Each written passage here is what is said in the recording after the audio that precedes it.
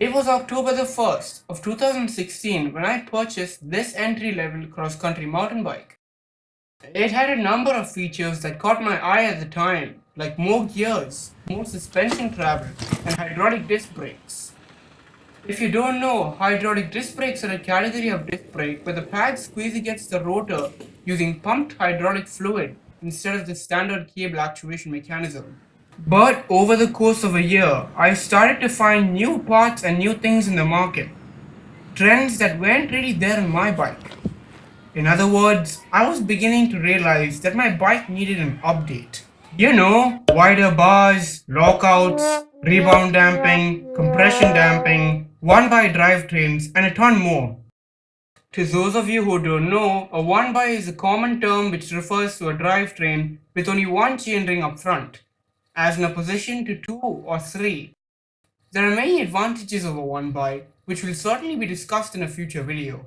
A year later, all of this accumulates to outdate my mountain bike's components. I guess my point is that you should make sure that you buy a bike that matches your time's trends.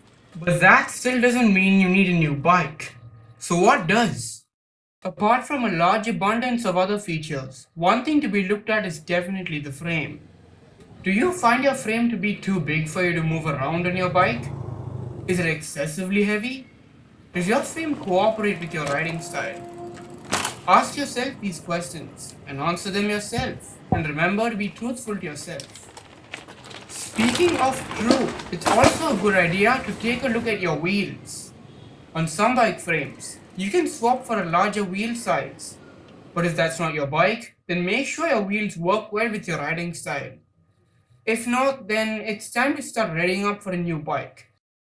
If you ride roughly or ride the streets, you may want to consider a 26-inch or 27.5-inch wheel size. If you race, ride cross-country or race cross-country, a bike with 29ers will make things easier.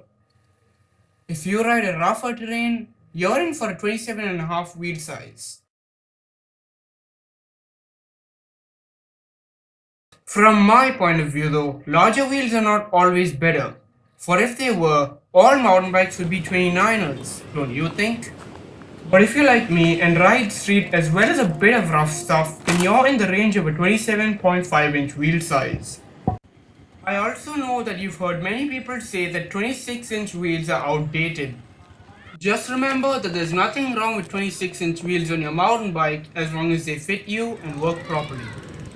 At last, we come to personal opinion. Do you have to readjust your brakes after each and every ride? Do you find your fork and headset squeaking?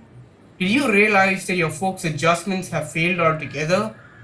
Or does your frame seem a bit too big for your riding discipline? Do some or all of these accumulate to desaturate the fun of your rides? Looks like you justify the need for a better bike. And remember to be truthful to yourself. Before you ask, there are plenty of things to look at these days before making up your mind, which we'll definitely go over in the future. Unless you're Einstein, there's going to be a few questions waiting.